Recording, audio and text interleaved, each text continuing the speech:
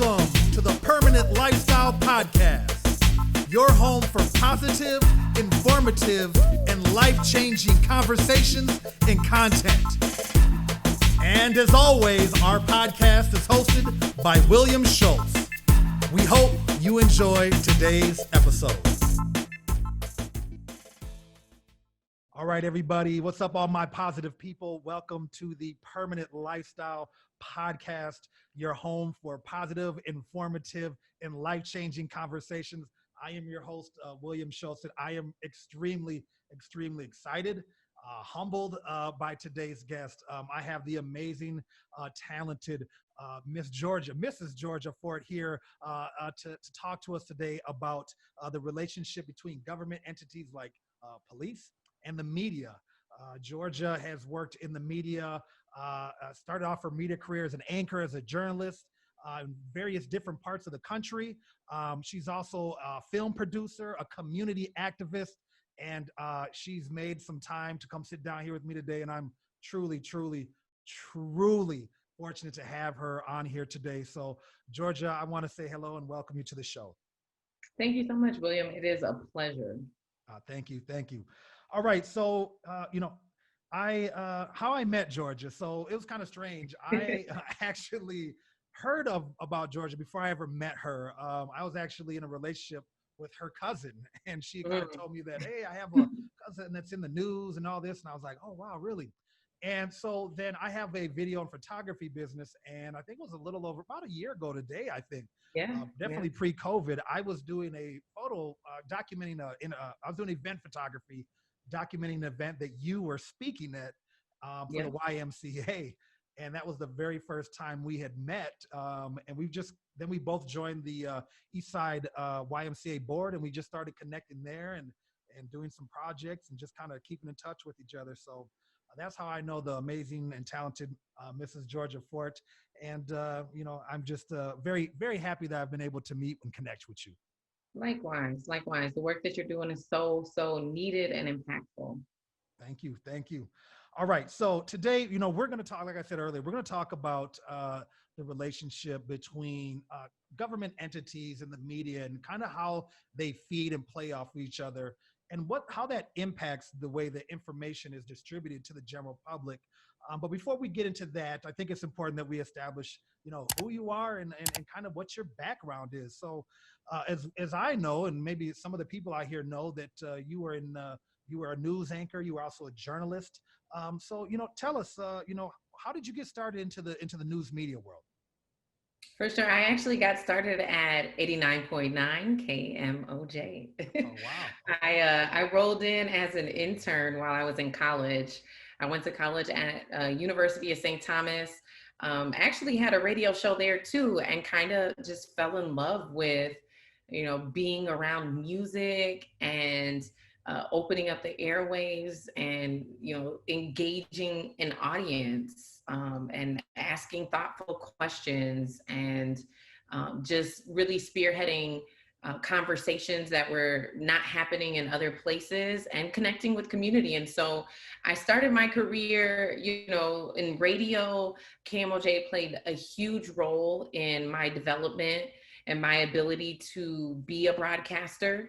A lot of people don't know KMOJ is actually a nonprofit organization called Center for Communication Development. And so the mission of that organization, which I still feel shows up in my work every day, the mission is to teach people how to portray a positive image of African Americans through media.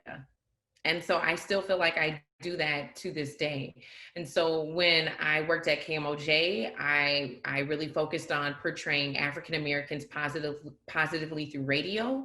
And then as I transitioned into news, I really focused on finding stories that, would amplify us in a positive light. And I think that's so important because as we look at even the inception of media, think back to like as early as blackface. Black people have been minimized and misportrayed and portrayed negatively, intentionally, for decades. And so we really have a huge need in this moment for media reform and narrative justice. And so I have kind of taken a step back from mainstream media and really focused on how can I be effective and successful as an independent journalist.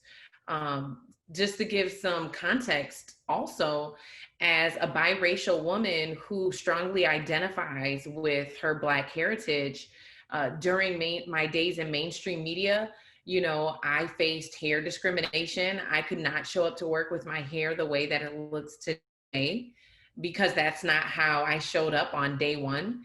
And in addition to that, I feel like I was pushed out Mm, because of the type of coverage that I was doing. sure. The last story that I covered was the chief of police in Duluth going on camera for the first time ever and talking about his family's connection to the three lynchings that happened in 1920. Yeah. It was his great aunt who falsely accused these circus workers, these Black circus workers, of rape, which incited this huge mob that broke into the jail, got them out of their cells, and brought them downtown and lynched them. Yeah. Yeah. And so now the chief of police, who is a direct descendant of the woman who incited this heinous crime, he's in charge of policing, Sure. you know? And so that was the last story that I did.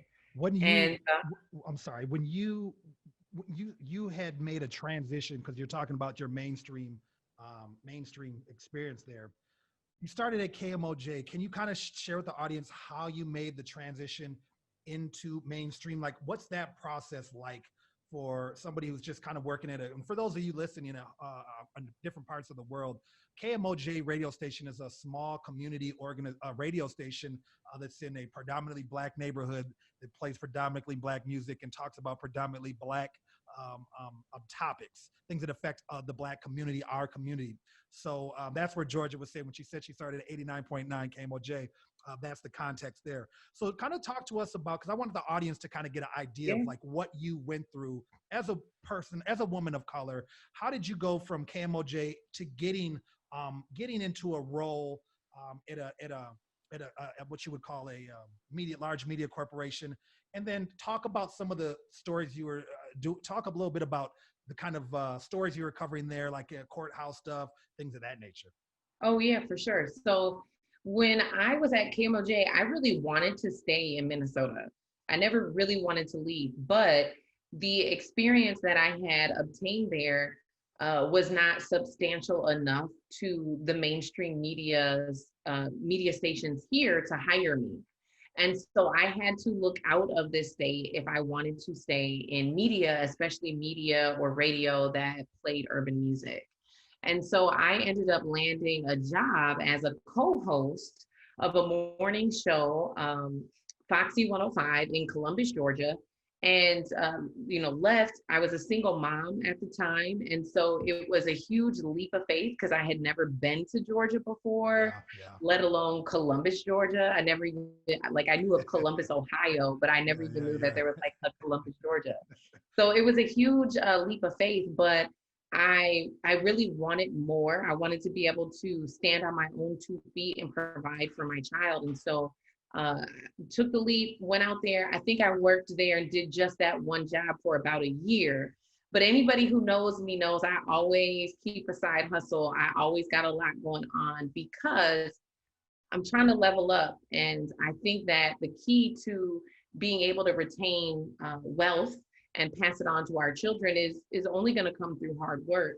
So simultaneously, I started working a part-time job at a community television station. Okay. Definitely not a sexy job. Yeah. Definitely not something that I was sharing often on social media. But I would do the radio gig, you know, finish an interview with Mike Epps, and then I would head over across the street to CCGTV, where we filmed the school board meetings, the city council meetings, community access TV shows.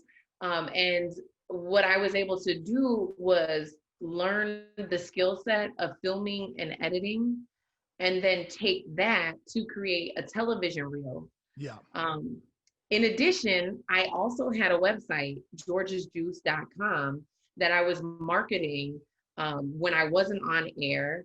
that I was able to use to leverage getting a column in the newspaper. And I also was able to use that to leverage an entertainment segment on the news. Okay. So I had a lot of stuff going on. I was running a blog that had 4 or 5 full-time contributors, the full-time radio gig, which required several public appearances each week. So The you were able part-time, to so you were able to take your radio gig and leverage that into the kind of the publicity and kind of build a little name and a following.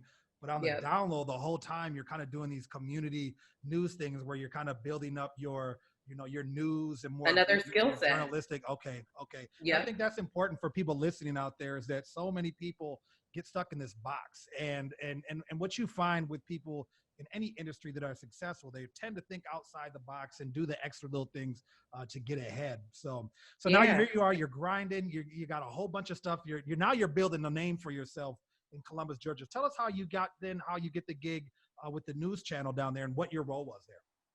So I got burnt out, to just to be honest. I was like, waking up at 6 a.m. and sometimes not getting home till midnight. Actually, I was on the air at 6 a.m. I was getting up at 4 a.m.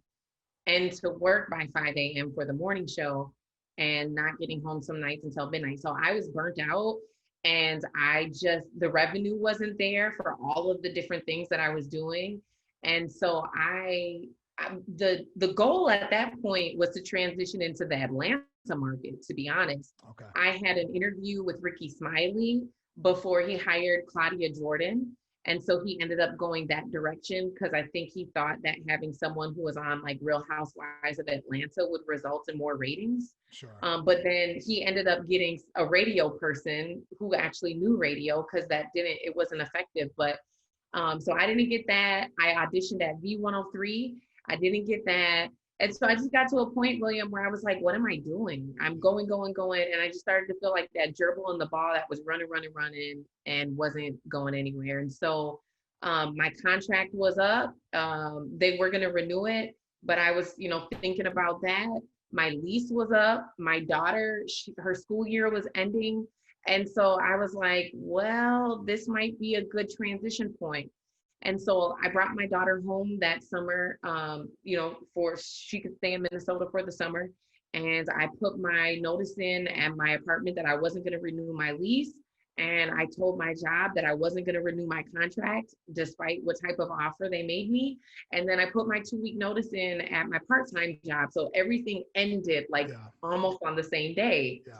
And so my aunt gave me this great advice. She said, Georgia, before you leave, look around like you're at that hotel, that final last walkthrough that you do. And you look like, did I leave my charger? Did I leave my toothbrush? She said, if you had to leave Columbus, Georgia today, you looked around, what would be that one thing that you felt like you were leaving behind? And I said, man, the opportunity to transition into TV. Sure. And so she said, well, before you come back home, do everything that you can to transition.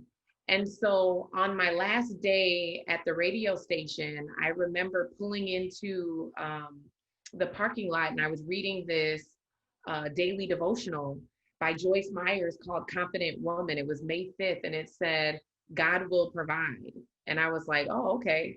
And so within it was this testimony of how Joyce Myers was led to quit her job to go into ministry full time. And she had no means of income and she had no idea how things were going to work out.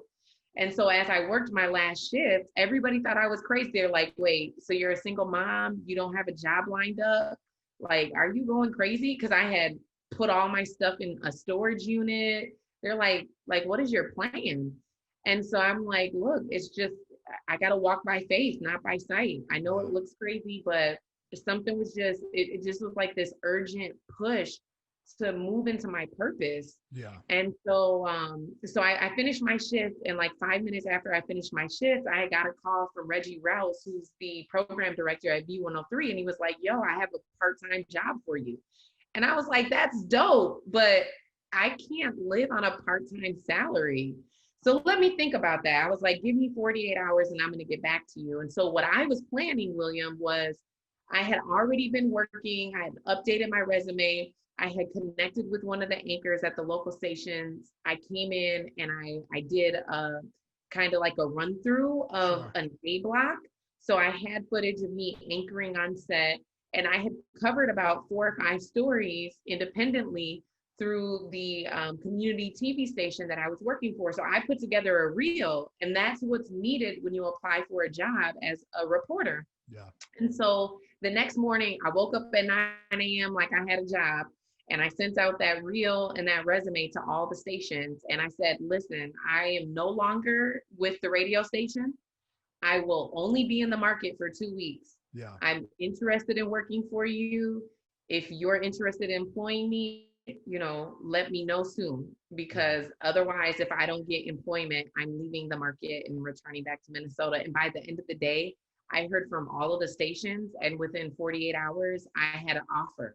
Oh, that's But what beautiful. people didn't see, and I think is important to know, is that, remember, I had moved out, I had no job. So for 30 days, and then when I dropped my daughter off, somehow I lost my car key. So when I came back to Columbus, Georgia for that TV, to sign my TV contract, I had nowhere to live. I was homeless. Yeah. I had no vehicle because I had lost my car key. So I literally walked in 100-degree weather to the TV station to sign my contract and left out in a cab.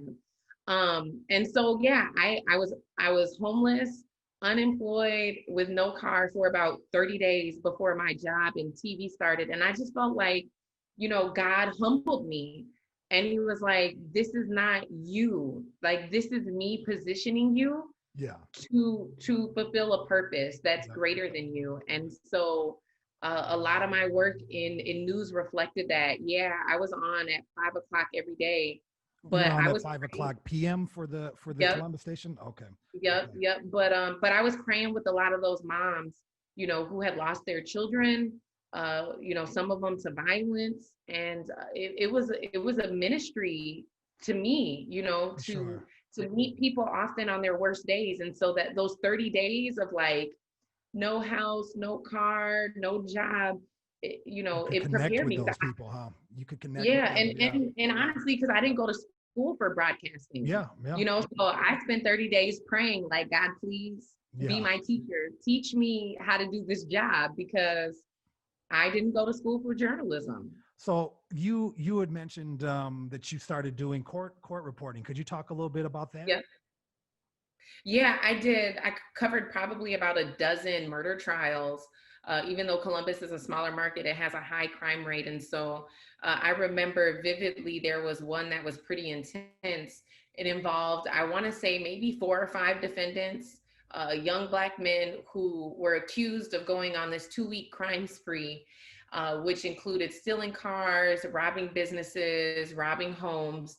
And in one of the home invasions, they ended up raping this woman. That's what they were accused of. And then they were also accused of, during one of the robberies, killing someone. And so, man, there was another murder trial I covered where an African American man was accused of killing his girlfriend, shooting her in the head. Yeah. There was a triple murder that happened in Upatoy, Georgia, where these young men were accused of they were hanging out with their friend and ended up killing his mother and him and the mother's 11-year-old granddaughter. Sure. And so it was an 11-year-old, a 17-year-old, and I think Gloria was 55. And so, yeah, covering murders and meeting mothers who have lost their child violently. I lost a child when I was 19. And so even though my child wasn't lost in a violent way, no mother ever anticipates bearing their child. Right. And so I realized quickly that God was positioning me in these really intense situations to be able to speak encouragement and healing to these mothers who were grieving, Sure. It's you almost know. felt like almost like you were there to serve a dual purpose, so to say. Yeah, So I yeah, have a question for you. So as we're as you're in these courthouses and stuff, because I know for me, when I was a kid, I was taught that what the news is the truth. If it made it to the news, if it was in the paper, if it was on TV, then it's the truth. Like that's what most of us are taught, especially, you know, pre-internet for sure. Those of us that grew up without the internet, if it was in the paper, that was truth, right?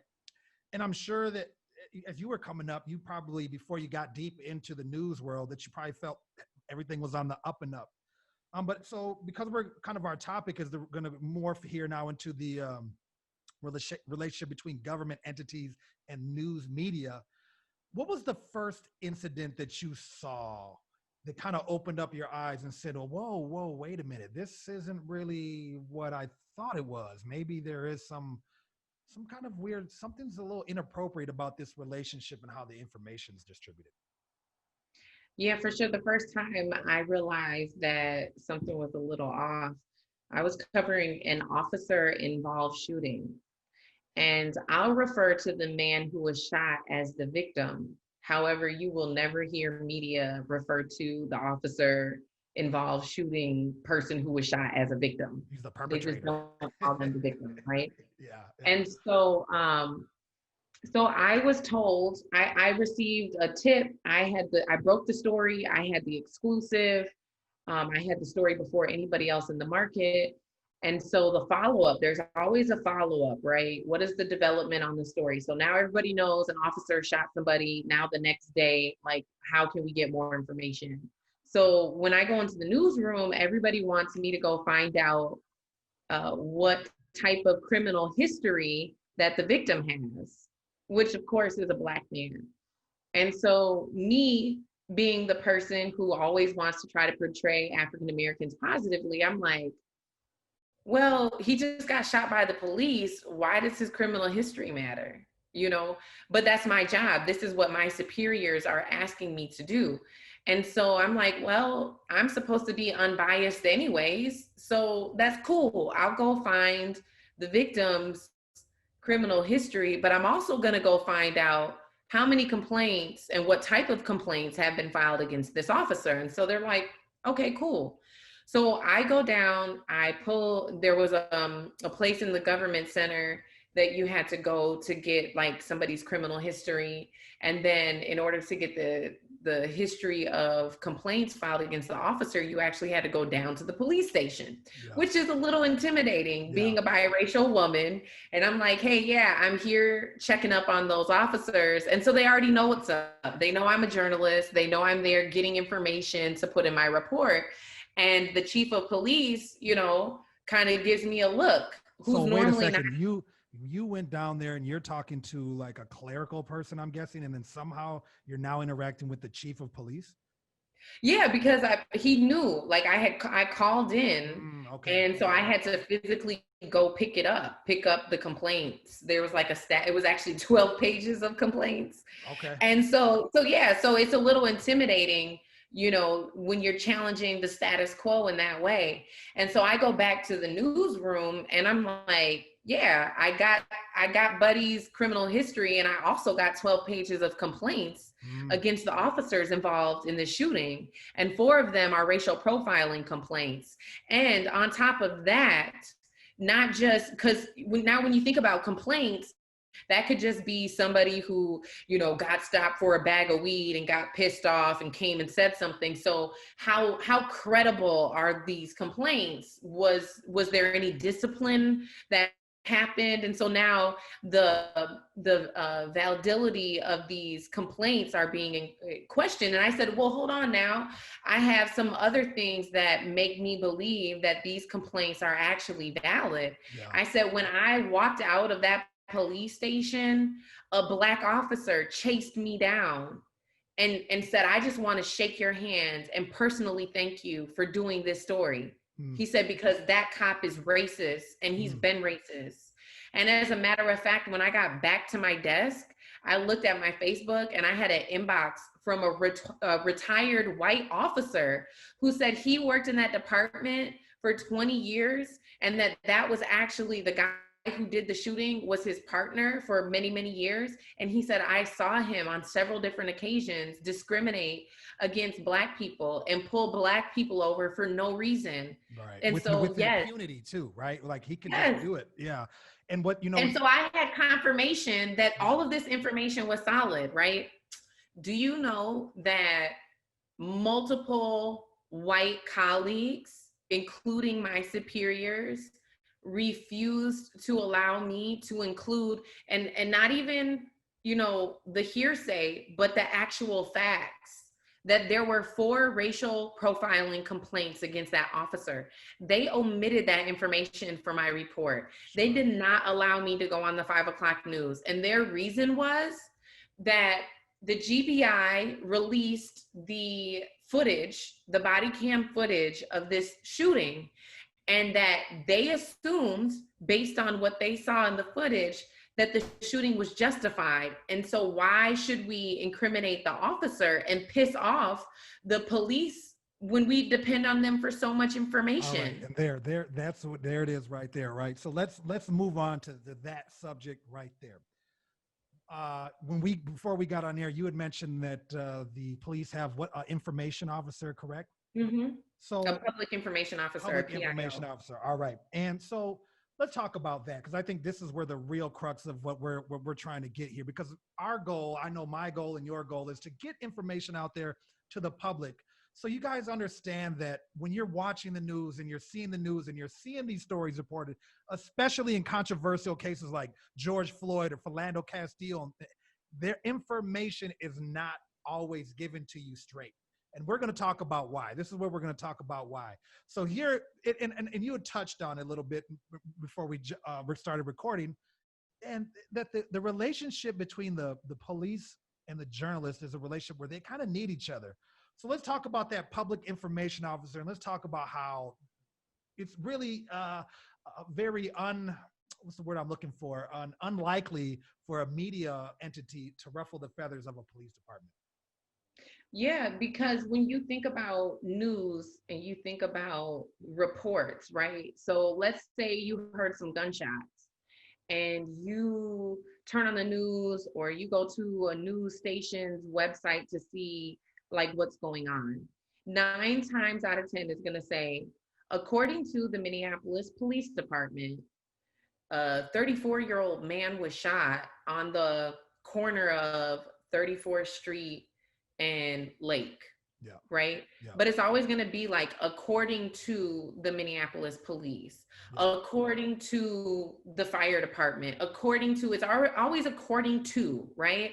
Because the media wants to be transparent about who they're getting their information from and that these are reliable sources. And also kind of deflect some of the accountability. So it's not us that's saying this, it's this entity that's saying this. And if it's wrong, then you need to go talk to that entity because would it be fair to say that a media outlet kind of needs the police because the police, they're the first ones on the scene. They immediately control every aspect of that scene whenever there's a crime, right?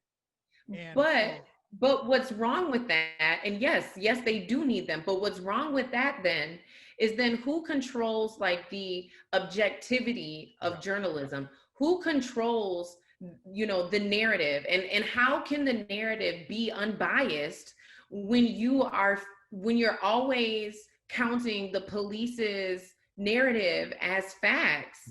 And it's not always facts. It's not always true. Well, don't you think there's a vested interest in the police controlling the narrative so the media can only spin it? Why would, put it like this, and this is kind of what I'm getting at, why would the police tell on themselves? Because what we're talking about here is they are in complete and total control of the narrative. As a news outlet, you are depending on them because you need to tell the story first, right? You need to break the story. So it's almost, to me, I look at it like chum in the water, and the news is like sharks, and the police are the ones throwing the chum in the water, right? They're throwing the meat out there because the sharks need to get this story out before anybody else. So don't you think that it's kind of unfair that the narrative is controlled by just one entity, and that you as a journalist working for an actual conglomerate or whatever, you're not even allowed to tell the whole story like you tried to in Columbus, right? You're not even allowed to do news journalism. You're not even allowed to do that. Absolutely. I think that it is unfair, and that's why I'm standing in and advocating for media reform, because it's needed. And the thing, to be honest with you, William, I've talked to a lot of Black journalists, and some get it, and some are still upholding the status quo. And but what makes me hopeful is there was a article in the New York Times recently that said journalists across America are reassessing their relationship with their number one source, the police. Yeah. Because even when we saw, the first press release that came out from the Minneapolis Police Department, that press release that was authored by the Minneapolis PIO, that press release said that George Floyd died from medical complications, which has been refuted by multiple independent autopsies. Yeah. He did not die from medical complications. Yeah. And so the police do lie. And the fact that that press release was pretty much regurgitated verbatim by hundreds of news outlets Right. across the country. Right. So then now they're ahead of it. Nobody had talked to the family yet. Yep. Nobody had talked to the independent autopsies yet, or the medical examiners who did the autopsies independently, because they hadn't been done yet. Yep. And so what circulated as truth was, oh, well, he died from medical complications. No, he didn't. Yeah. And so what's also frustrating is the fact that who is holding those individuals accountable?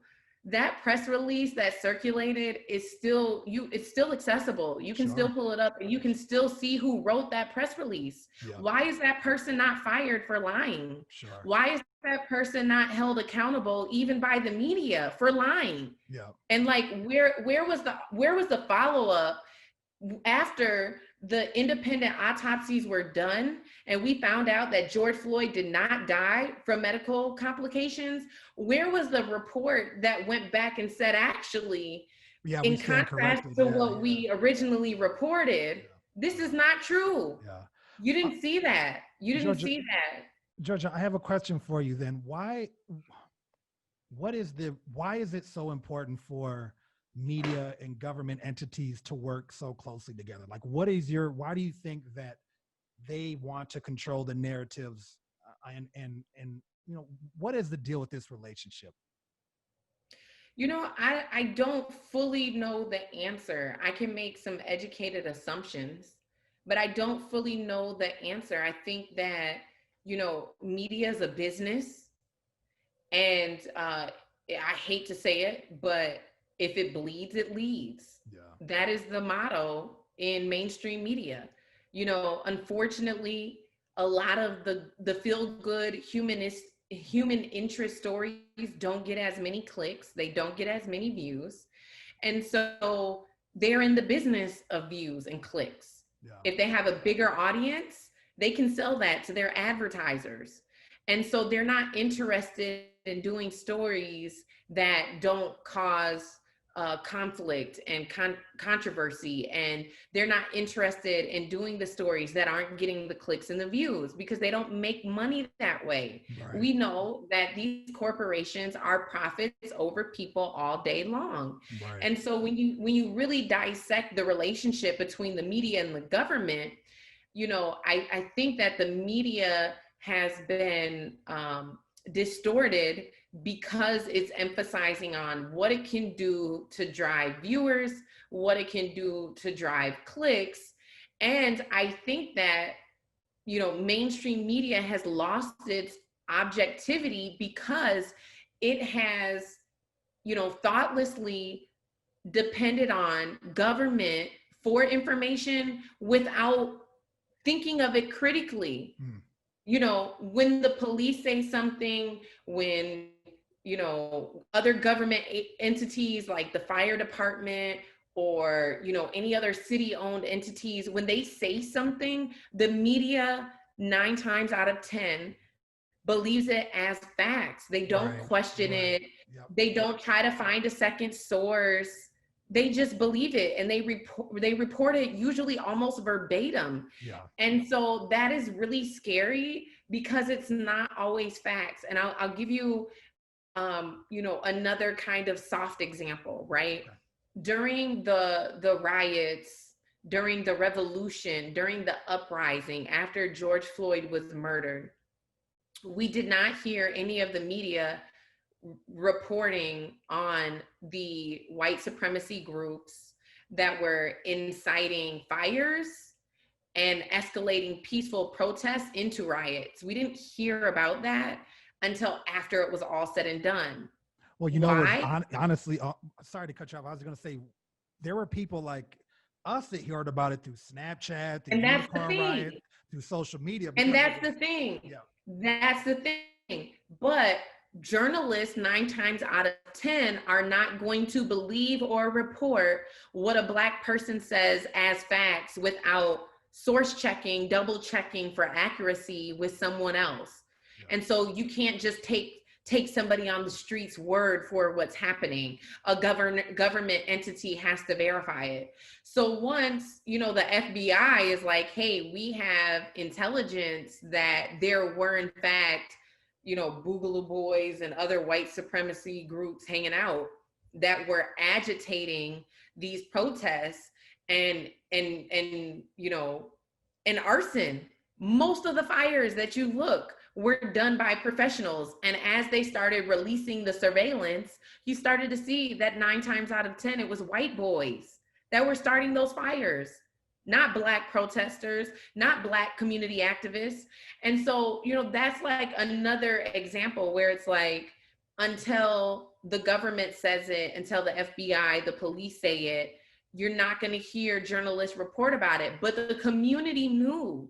You could have asked the organizers who actually witnessed some of these fires being started. You could have asked them, yeah, but you don't trust them and you don't believe them. yeah, Yet and still, you trust and believe the Minneapolis Police Department, who has in fact lied. yeah, yeah. So, yeah, So that's very, very frustrating as a citizen, as an independent journalist, as a Black person who lives in America during this time. It's really frustrating to see how these things play out, and to know that because these stations own, like, think about how many stations ABC owns, yes, yes. how many station, and like there's an ABC, NBC, Fox affiliate, and CBS affiliate almost in every city across this country.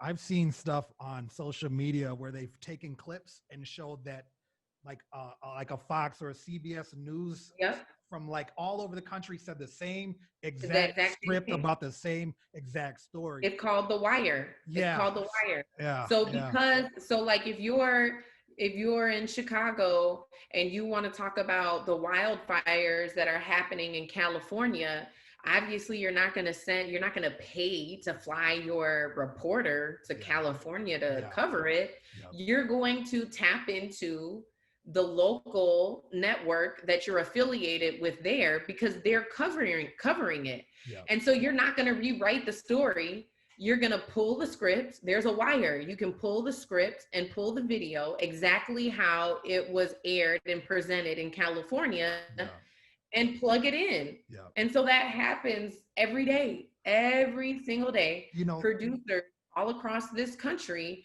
are pulling stories and not changing them at all. not vetting And they're them, not, not vetting them yeah, at all. Yeah.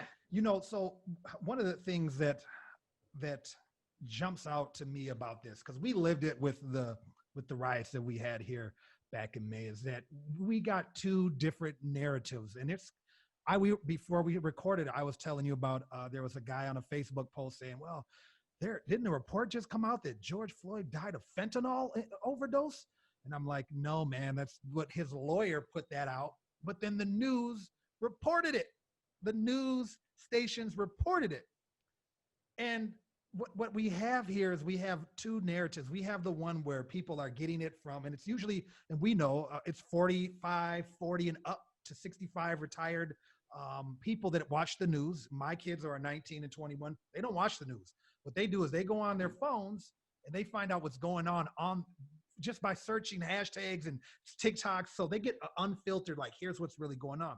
So what happens is, like with the George Floyd case, is that we had two narratives. We had what me and you know about what was going on the ground with white supremacists running around North Minneapolis, putting pallets of bricks on street corners, trying to get people. And this is, everybody knew this, except then there was another narrative on the TV that they didn't tell you what was really going on out here. And I think that, don't you feel like there's a danger to our general public because we're too busy to take a look at the information, and we're just accepting it as it comes now.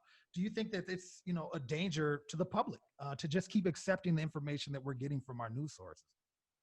Yeah, absolutely. I think that people need to educate themselves about media and its limitations. When you turn on the news and you consume a newscast and you say that's all that there is to a story. Now think about that, right? We had 2-3 weeks of unrest, and how much airtime did that get? So you're condensing 24 hours of unrest into a 2-minute story?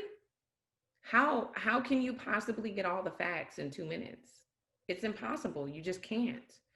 And so people need to understand that, and I don't want to say like media is all bad. I think that there are some very, very great journalists out there who really have a heart for people and who really have a heart for amplifying truth. But when you look at the majority of these news stations and who they're owned by, that really shifts the way that coverage goes. And so you have to do your own research. You have to have multiple sources that you're getting your information from. And to be honest, in this day and age, alternative media, independent media is where it's at. And even citizen journalism. Yeah. When you're watching individuals who have figured out a way to do this work independently, and they're out there on the ground, even if the quality isn't the same, obviously the formatting is not going to be the same. But I can learn a lot more from watching someone's Facebook Live who's on the ground than I can nowadays from a news report. Yeah, no, I totally agree with you. I'm going to be interviewing Robin Robinson here shortly, and I told her I was interviewing you today, and she gave you mad props. I love Robin. Talk about how media changed and why it changed, because she was around in the earlier eras when things were a little bit different. But I think that people don't understand that if you go on a Facebook Live post, you can actually kind of get more of an unfiltered truth because it's playing out right in front of you, versus something that's kind of been crafted and sculpted a certain way to sell commercials. And I think that, And on top of that, William, think about it. We are seeing, we saw our local news station, WCCO, protested because one of their anchors, Liz Collins, is married to the president of the police union.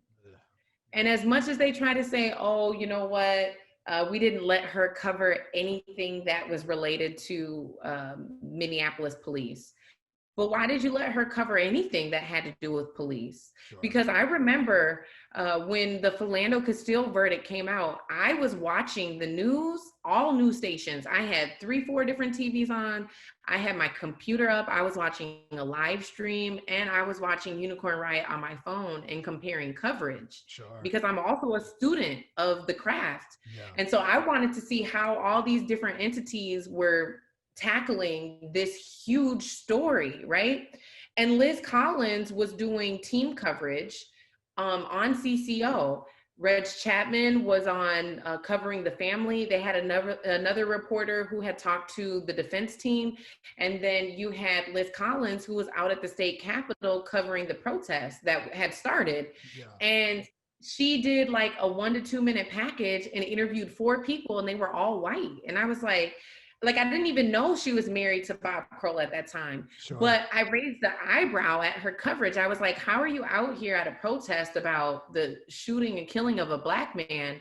This event is organized by Black activists, and you have 4 white people. So it was really, really obvious to me that her coverage was slanted. I could just see that, like, it was just plain as day. Sure. And then now here we fast forward, 2-3 years later, and it comes out that she's actually married to Bob Kroll, who is constantly advocating for killer cops to get their jobs back. Yeah. you know Yeah. and so she's utilizing her position as a news anchor to slant narratives, and they're And both. the news channels probably using her to get a beat, to get Mhm. a quicker information on a story, Absolutely. insider information. And I'm sure Absolutely. that has a lot to do with why Do they kept her employed.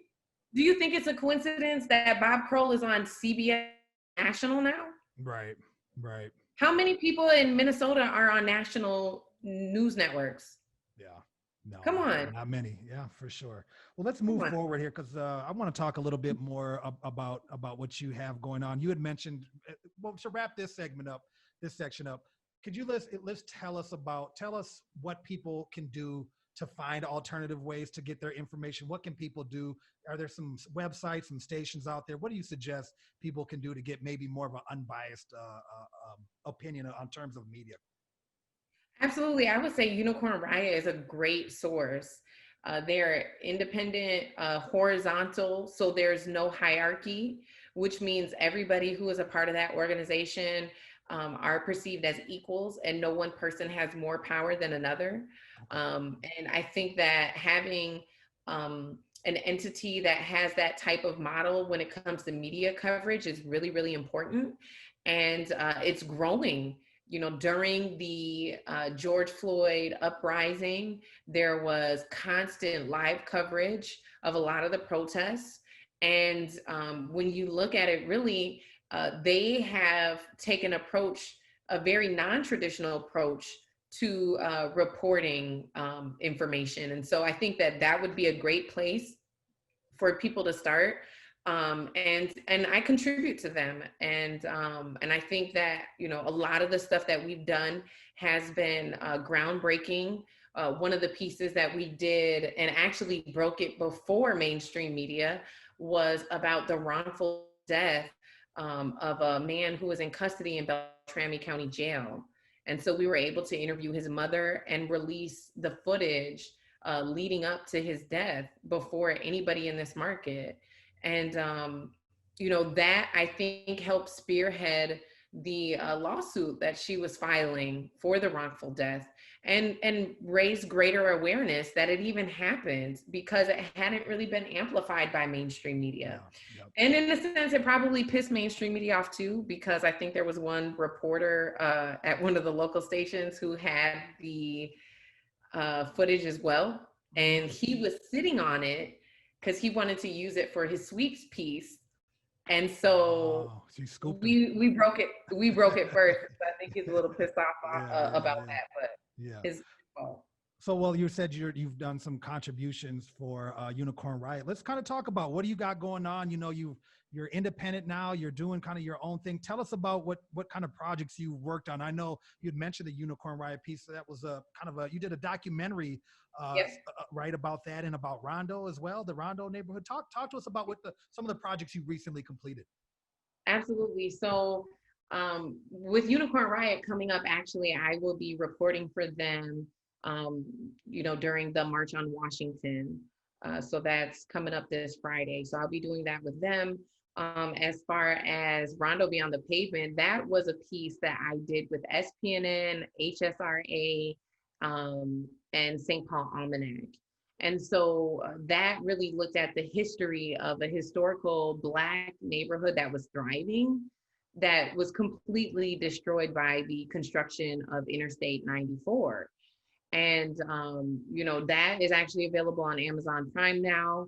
I co-produced a piece called George Floyd, It Happened Here, where we spoke to residents on the South Side who are from the neighborhood where George Floyd was killed.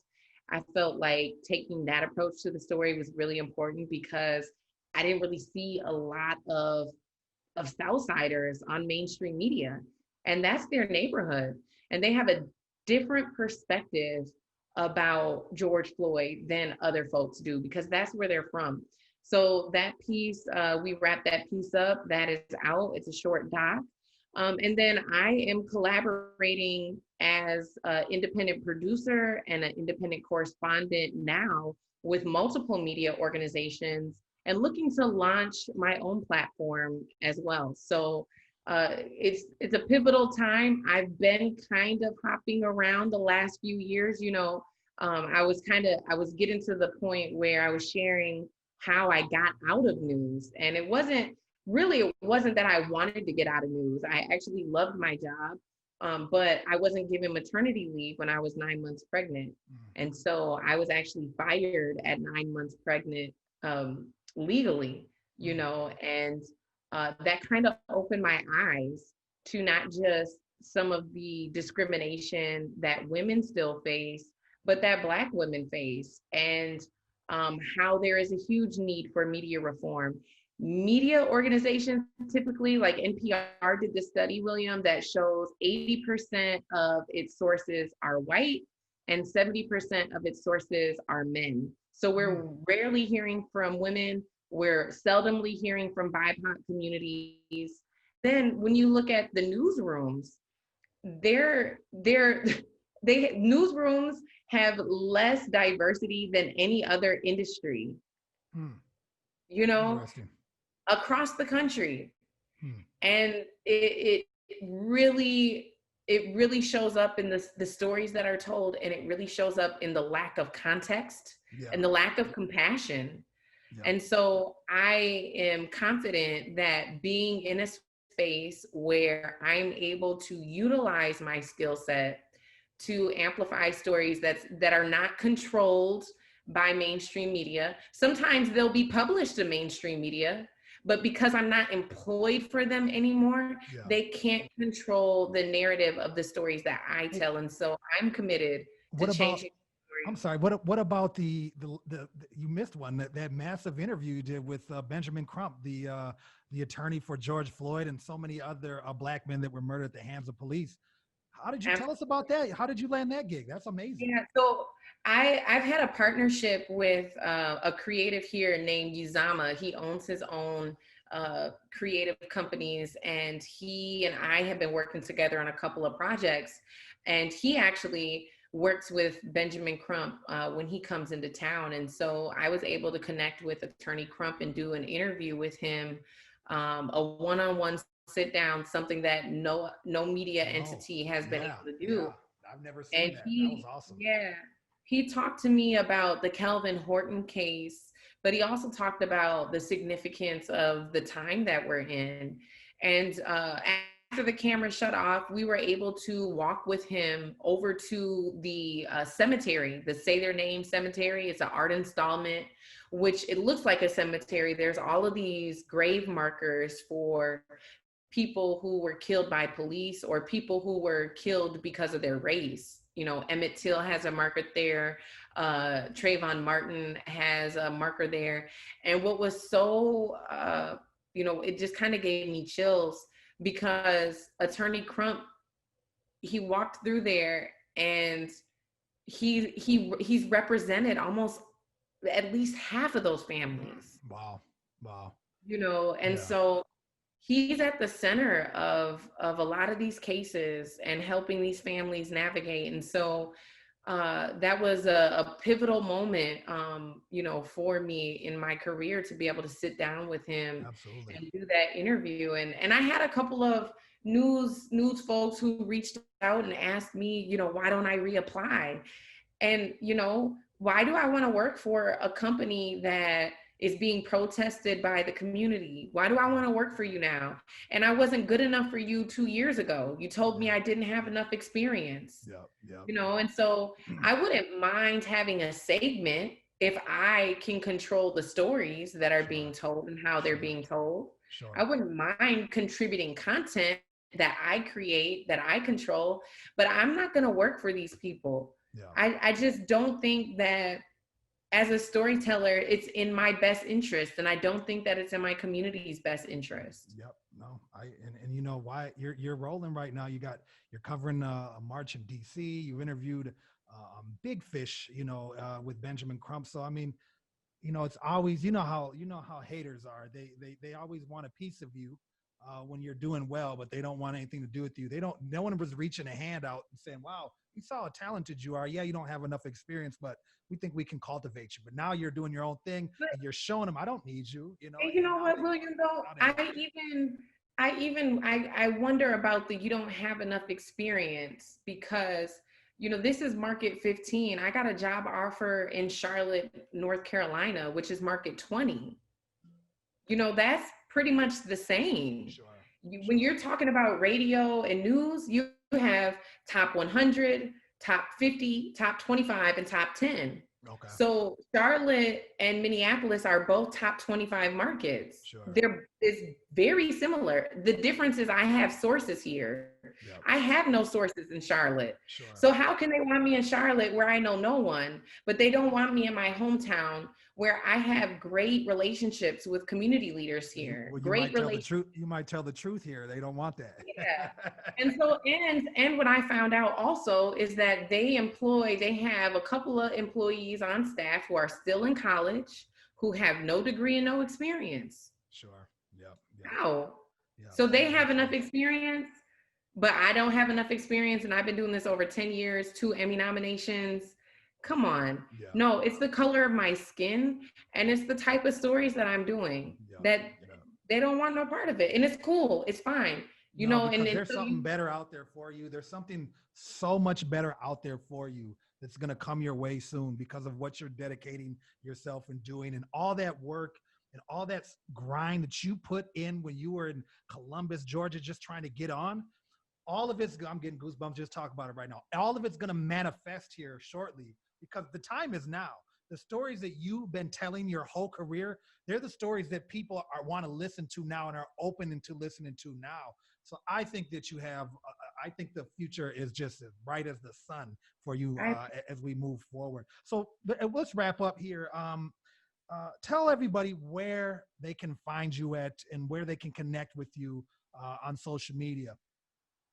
so I my handler is by Georgia Fort on across all platforms, and then I also have a website georgiafort.com. I just was able to kind of incorporate subscriptions through my Facebook. And so I publish almost solely to Facebook and sometimes Instagram. And then I also publish some pieces exclusively to my subscribers and definitely give my subscribers like the heads up, the insight live Q&As when I'm doing interviews with folks, behind the scenes, just a lot of exclusive content. And so those subscriptions are only $4.99 a month. I know I'm not Netflix yet, so I definitely, try to be considerate of the price point there. But I do think that there is a value to having the inside scoop to what's happening in your community and having access to stories that portray our community positively. We're dynamic people, we're brilliant people, and so those are the stories that I amplify. Awesome. Well, Georgia, I want to thank you very much for being on this show today and kind of sharing some of your experiences. I learned some new things about you that I didn't know, and it was just really a delight to talk about things that matter to us and our community, and also to talk about information. I feel like information's weaponized now, and people just don't have enough time in their life to find out why they're getting the information they're getting. So I think today's topic was an extremely critical thing to get out there to the masses. So thank you very much for taking Thank you for time out having of your day to visit with me. I appreciate it. Thank you. I appreciate you.